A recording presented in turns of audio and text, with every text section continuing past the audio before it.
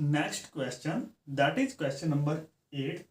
उसमें हमने जो गिवन है, जो स्टेटमेंट है, that is prove that a set T1 is denumerable if and only if there is a bijection from T1 onto a denumerable set T2। अब जो given है that is T2 is a denumerable set।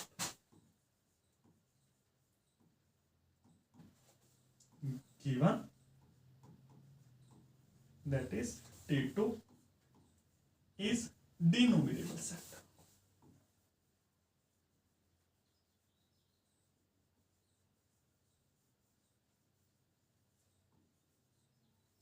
अब देखिए जो T2 है that is denumerable set। this means there is a bijection from T2 to N, means there exists a bijection a function f from set natural number n to set T2। ये given है।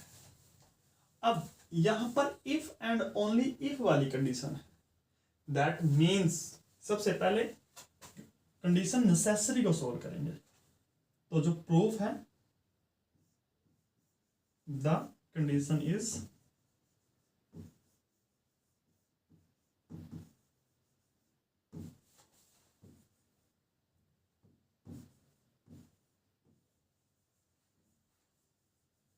और इसमें हमने मान लेना है let T1 is denominator, let T1 is denominator.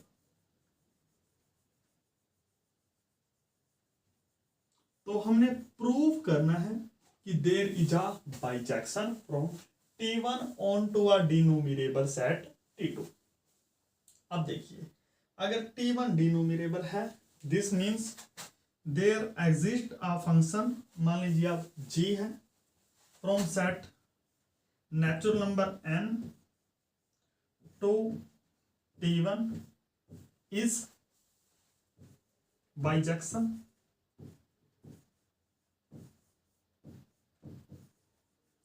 और हमने प्रूव ये करना है कि there is a bijection from T1 onto a denumerable set T2। Means जो इनपुट लेनी है वो हमने T1 लेनी है और जो आउटपुट लेनी है दैट इज T2।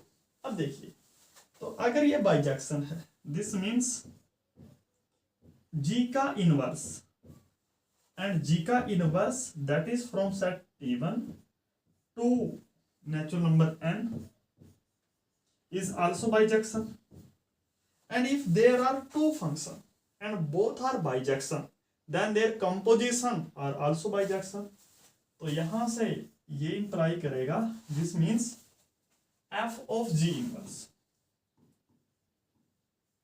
अब देखिए जो f of G इनवर्स ही क्यों लिया, क्यों?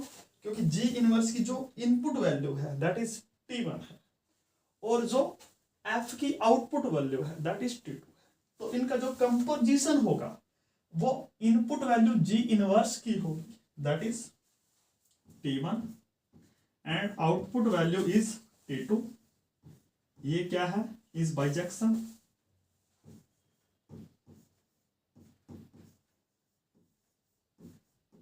और हमने यही प्रूव करना था कि there is a bijection from T1 onto a denumerable set T2 और यही हमने प्रूव करना।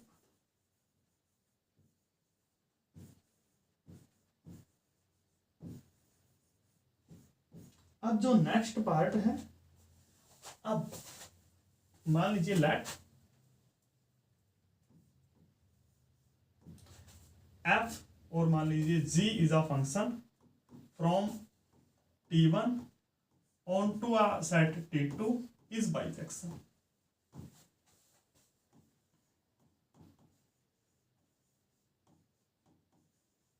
तो हमने प्रूफ अब ये करना है, यहां पर जो ये है ये कंडीशन सुफिशियंट है।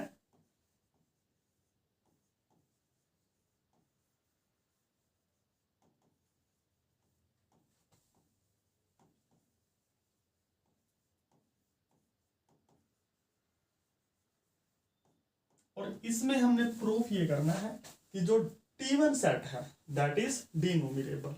मीन्स अगर हम ये प्रूफ करते कि there exist a function from set natural number to set T1 that is bijection, तो यहां से ये प्रूव हो जाएगा कि जो T1 है वो डिनोमिनेबल है। अब देखिए हमने जो आउट इनपुट लेनी, हमने प्रूफ क्या करना है, हमने कोई फंक्शन लेना है from set natural number to T1, तो हमने आउटपुट ये लेनी है, आउटपुट ये लेनी है और इनपुट नेचुरल नंबर लेनी है। अब जो फर्स्ट वाला है यहां पर देखिए ये सेट है T2 इज डिनोमिनेबल, तो हमने इनपुट ये लेनी है और आउटपुट दूसरे वाली, तो यहां से दिस मीन्स जो G इनवर्स ये फंक्शन होगा that is T2 to T1 is bijection and f is a function है from set T2 to from set natural number n to T2 is also bijection।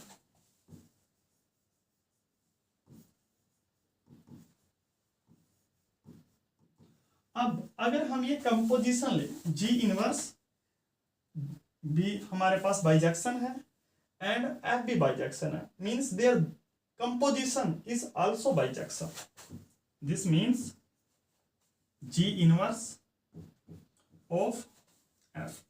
अब आप ये सोचोगे कि हमने ये क्यों लिया, मेन रीजन ये है इनपुट वैल्यू ये होनी चाहिए तो यहां पर ये फंक्शन आएगा और आउटपुट वैल्यू T1 होनी चाहिए तो यहां पर ये आएगा, तो this mean this is a function from natural number to T1 is also bijection, and if there is a bijection from this set to this set, this means जो यहां पर ये सेट है ये क्या है, डिनोमिनेबल है, दिस मीन्स T1 is डिनोमिनेबल।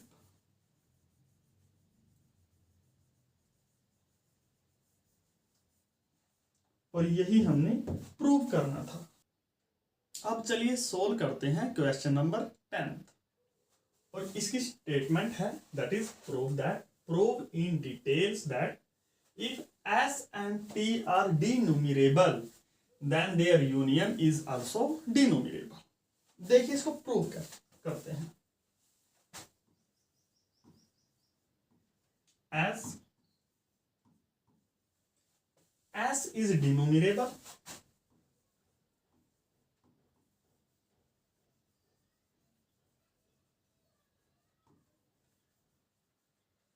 तो हम जो S के एलिमेंट है उसको कुछ ऐसा लिख सकते हैं, then S the element of S can be written in this way A1, A2, A3, A4 that is going. और इसको दूसरे शब्दों में भी ऐसा बोल सकते हैं कि there exist a bijection from set of natural number to set S, और इसको ऐसा भी लिख सकते हैं एंड जो T है T is also denominable,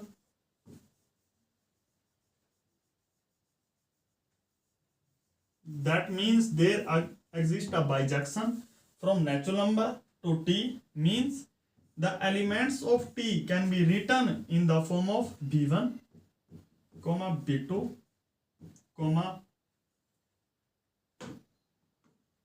B3, B4 that is going. इसको ऐसा लिख सकते हैं। अब हमारे पास कुछ केस देखिए, case first, when S intersection T वो 5 के बराबर है, अगर there intersection is 5 that means S and T set are mutually disjoint set, and if we define define a function f from natural number to their union by कि जो f of n है that is वो a of n by 2 होगा if n belongs to even natural number and b n plus 1 by 2 ऐसा होगा if n belongs to odd natural number। तो आप ये पाओगे कि जो ये फंक्शन है, ये मैपिंग है, ये 1 1 एंड ऑन टू है, since f is 1 1 and onto mapping, तो हम ये बोल सकते हैं this means set S union T is S union T is denumerable।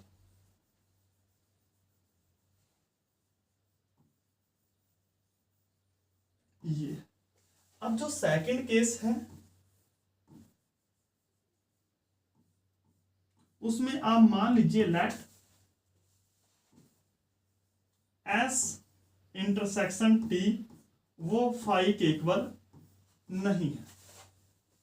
अब देखिए अगर दो सेट हैं, मान लीजिए this is S set and this is set T,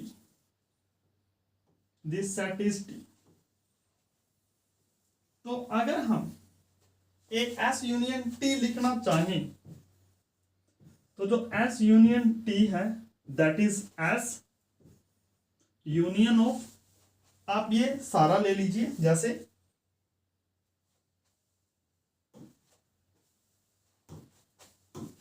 ये सारा सेट ले लीजिए और इसका यूनियन कर दीजिए आप इस सेट के साथ,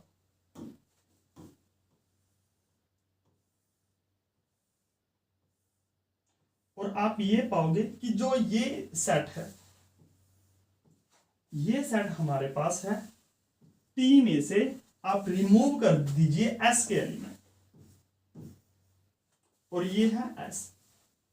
तो अब देखिए, तो जो ये सेट है S and T complement S, जो ये सेट है ये आप इसमें म्यूचुअली डिसजॉइंट सेट है, means S union T can be written in the form of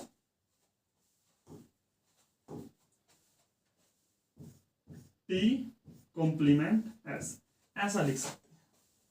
और अब हमने यही जो तरीका अपनाया है वो इसको ऐसे ही सोल्व करेंगे। देखिए कैसे। अब केस 2 में भी हमारे पास 3 सब केस बनेंगे। तो जो केस 2 है इसमें भी हमारे पास 3 सब केस बनेंगे। तो when S complement T,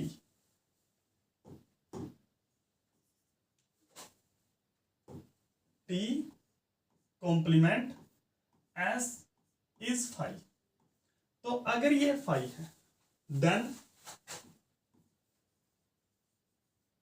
A S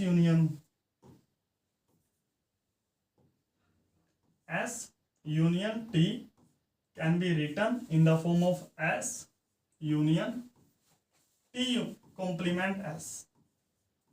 अब जो ये टर्म है that is 5, this means S union 5 and S union 5 is S, since S is denumerable, since S is denumerable,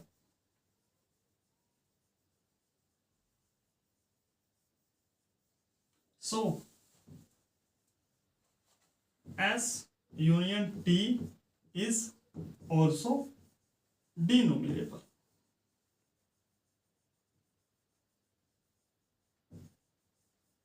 अब देखिए, अब व्हेन एस कॉम्प्लीमेंट टी, वो फाइनाइट सेट है, is finite set,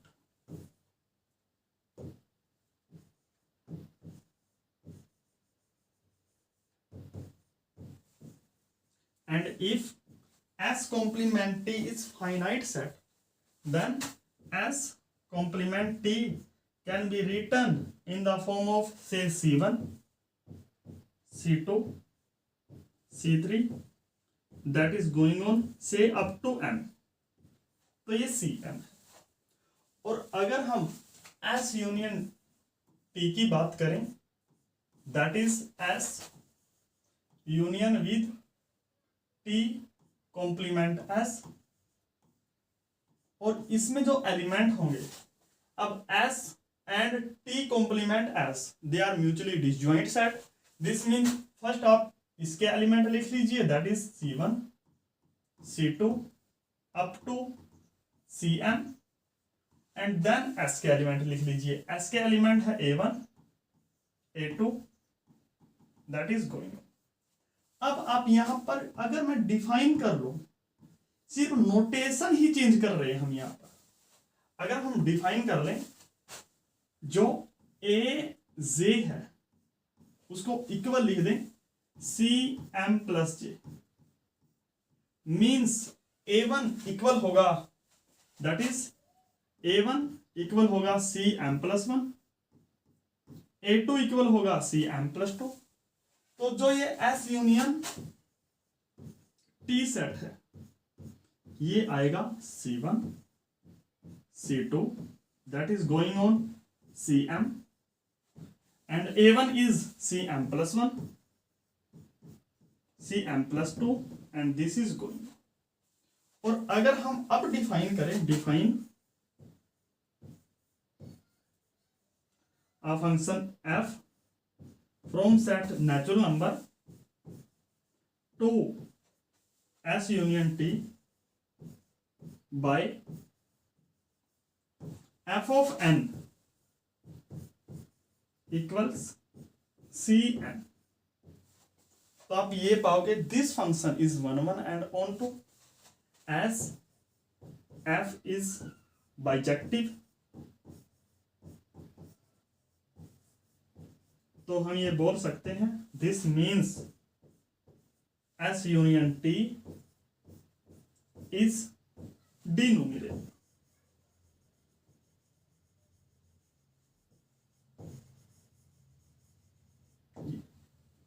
अब जो नेक्स्ट केस है, that is S complement T is infinite set.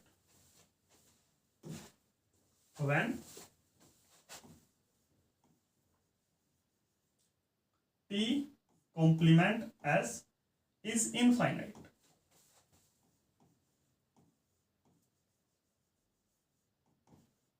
then T complement S वो infinite set है, and it is a subset of, क्योंकि आप देख सकते हो जो T complement S है ये सबसेट होता है T का।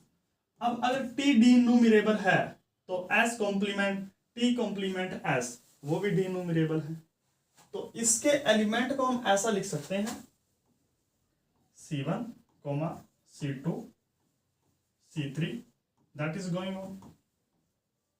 अब अगर हम S यूनियन T की बात करें, that means element of S A1, A2, that is going on, और फिर C1, C2, that is going on, ऐसे बात।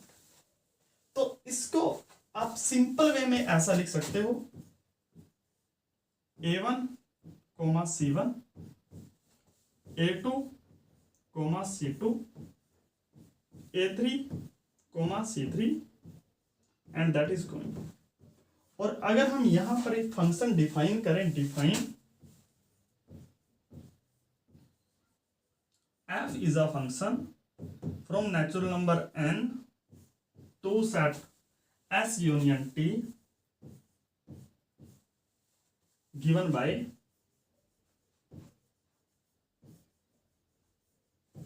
एफ ऑफ एन इक्वल है a of n by 2 if n is even natural number and a of and c of n plus 1 by 2 if n is odd natural number। तो आप ये पाओगे ये mapping भी then f is bijective mapping और is bijection. तो हम ये बोल सकते हैं कि जो सेट ये है S यूनियन T वो क्या है, इज डिनोमिनेबल।